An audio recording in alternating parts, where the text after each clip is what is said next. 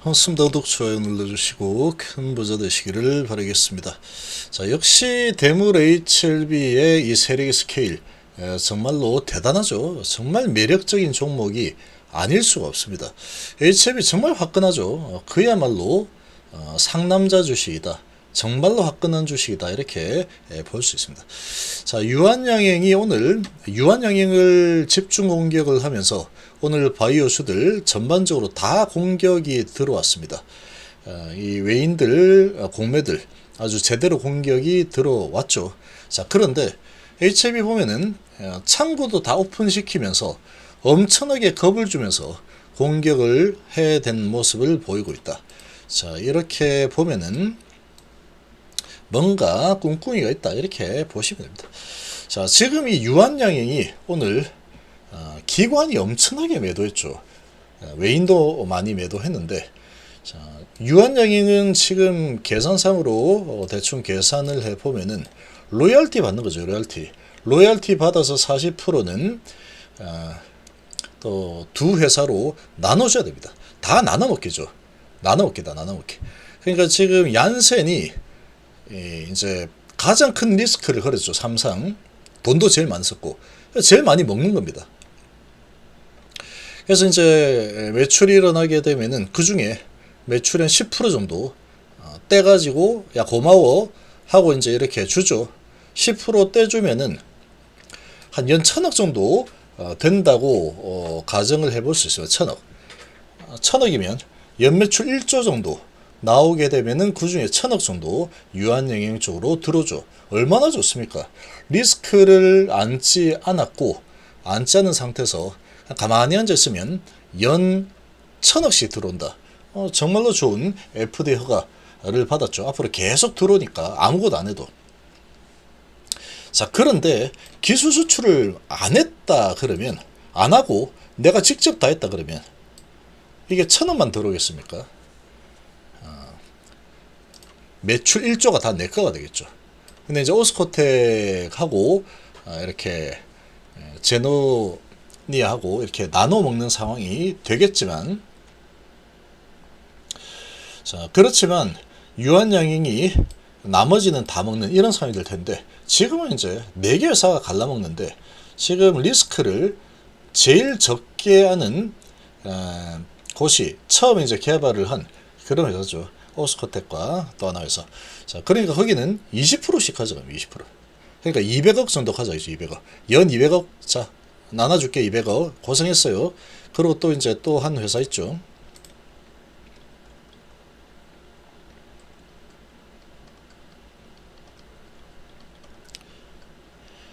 제노스코.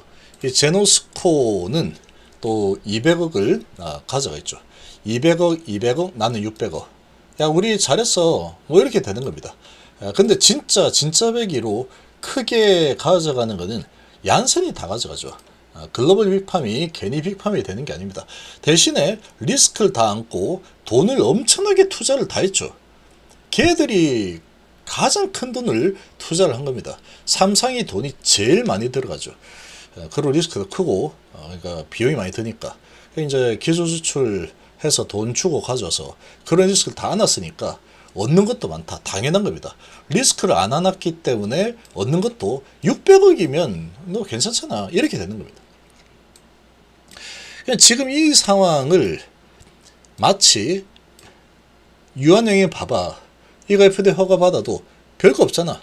그러면서 주가를 높게 시작해서 박살을 내놨죠. 근데 사실 어찌 보면은 기업의 가치 변화로 따지면 별거 없는 게 맞습니다. 이거 아주 좋은 상황이긴 하지만 1년에 뭐 600억 정도 더 들어오는 그런 약물을 개발을 한 그런 수준밖에 안 된다는 거죠. 앞으로 이제 갈수록 시장 점유율을 좀 많이 좀 가져간다 그러면 뭐 연 600억에서 그 다음 해에는 또 700억, 그 다음에는 뭐 800억 이런 식으로 좀 더 늘어나겠지만 그래봤자 얼마 안 된다라는 거죠. 근데 HLB의 청사진은 어떻습니까? 허가받고 3년 내에 가남 시장에서 이 점유율 50%를 가져오겠다. 허황된 꿈이 아니죠. 지금 데이터가 뭐 워낙에 좋으니까 그 약물에 이런 경쟁 약물도 없습니다. 지금 경쟁을 해봤자 실제로 경쟁을 할 수 있는 거는 티센트리 아바스틴밖에 없다. 인핀짐주도는 경쟁 약물이라고 볼 수 없는 거예요. 들어가서 그냥 다 뺏어오면 되는 겁니다. 뺏어오면 되는 거다. 반박 불가죠. 그러니까 지금 이 HB는 매출 2조 4천억 예상하고 있고 허가받고 3년 뒤에 그리고 영업이익이 연 2조 정도가 예상이 되거든. 600억하고 2조하고 상대가 되지 않는 겁니다. 그러니까 지금 유한양행 이거 봐 허가 나도 별거 아니잖아. 이거하고는 차원이 다르다라는 얘기입니다. HB는 허가 나도 이거 유한양행 봐 별거 아니잖아. 뭐가 별거 아닙니까? 이거는 허가 나면 별거 맞죠. 별거입니다. 별거. 함께 하실 분들은 연락 주시기 바랍니다. 우리 연님들은 걱정할 게 없습니다. 걱정할 게 없다. 제가 다 이렇게 알아서 심리관리 다 해드리기 때문에. 그래서 지금 이 유한양행이 좋은 결과를 냈지만 지금 조재호 사장이 전 세계 50위 달성이면 초석이다 이러고 있는데 이건 아닙니다. 이거는 초석이라고 하니까 그럴 수 있겠지만 이거 실제로 돈이 들어오는 게 얼마 안 된다는 얘기입니다. 얼마 안 된다.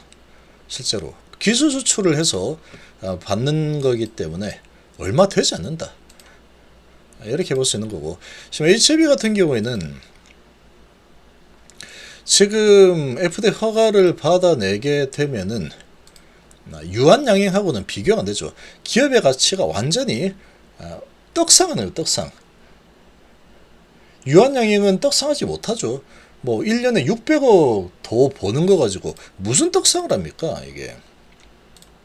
그러니까 이제 미친 듯이 파는 거죠. 이런 계산이 없는 상황에서 오늘 이제 매수해서 들어갔다 그러면 개인들 그냥 물리는 겁니다. 지금 이게 7조 5천억이고 3회 45 예상 추정 피해가 45 정도 되고 있는데, 근데 이게 갑자기 크게 변화가 생긴다 그러면 더 쭉쭉 올라갈 수 있었겠죠. 그런데 지금 매출액이 2조 정도 되죠. 2조 정도 되는 상황인데 단기 순이익이 올해 예상치가 이제 1,500억 정도 되고 있죠. 근데 이제 이 순이익 쪽으로 붙겠죠.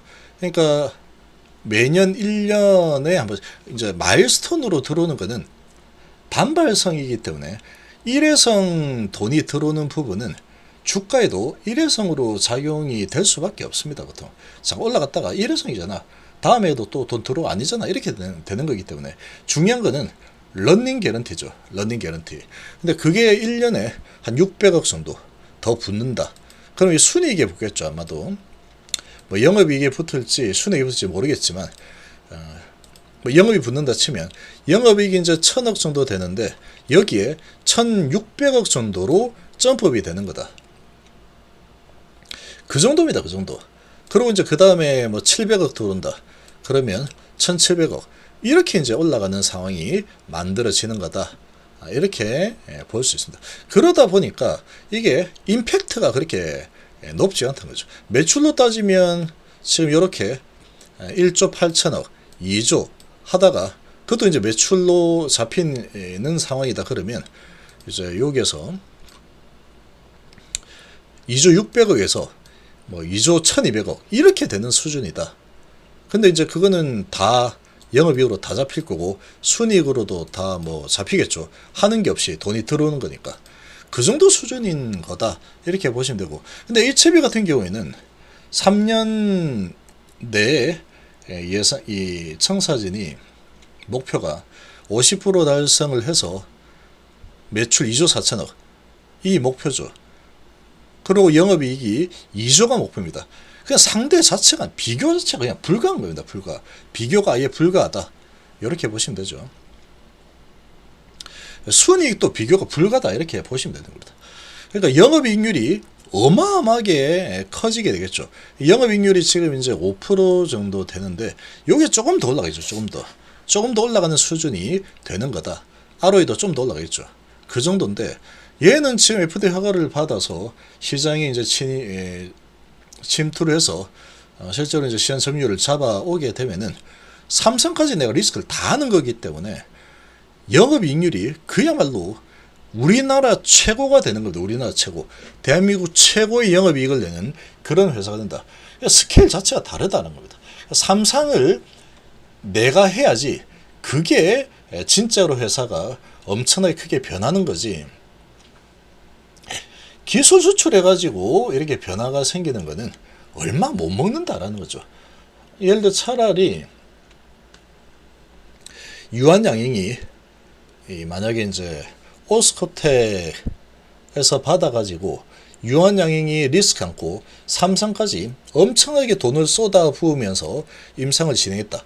그러면 얘도 계속 2015년도부터 해가지고 계속 흑자가 아니고 적자가 났을 겁니다. 계속 HB처럼 계속 적자가 났겠죠.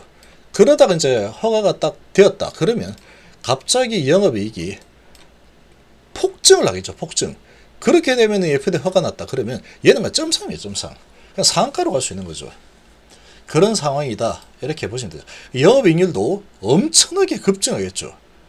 HB는 이런 부분을 보고 지금까지 달려와서 FDA 허가를 앞두고 있는 상황이다. 그러니까 유한양행하고 비교는 애시당초 비교 자체가 안 됩니다. 애시당초 비교 안 돼요. 사이즈가 다르죠. 연 600억짜리하고 연 2조짜리하고 이걸 어떻게 같이 봅니까? 말도 안 되는 거죠. 그래서 이제 FDA 허가를 둘 다 앞두고 있는데, 야, 이거 시총을 보면은 얘는 시총이 7조 5천억인데 어떻게 HB가 시총이 더 높을 수가 있어? 이렇게 보는 사람이 또 있을 수 있는데, 그러니까 지금 사이즈가 다르기 때문에 그럽니다. 사이즈가. 얘는 성공을 하게 되면은 성공 가능성이 상당히 높죠. 데이터가 좋기 때문에. 그리고 FDA에서 지금 이 데이터에 대해서 딴지은 게 아무것도 없습니다. 지금 오늘의 하락은 유한양행이라는 이런 재료를 이용해서 공매들이 농간을 부린 수준, 그 이상도 그 이하도 아니다. 그렇게 생각합니다. 말이 안 되는 거죠. 유한양행이 하락한다 그래서 HB가 유한양행 꼬봉도 아니고 어디 유한양행하고 비교를 합니까? HB를. HB는 대물입니다. 대물. 이거는 되면은 2조가 왔다 갔다 하는 상황이 되는 거고, 이 유한양행 같은 경우에는 연 600억 정도가 왔다 갔다 하는 상황인데 이게 어떻게 뭐 동일선상에서 볼 수 있겠습니까? 그게 아니겠죠.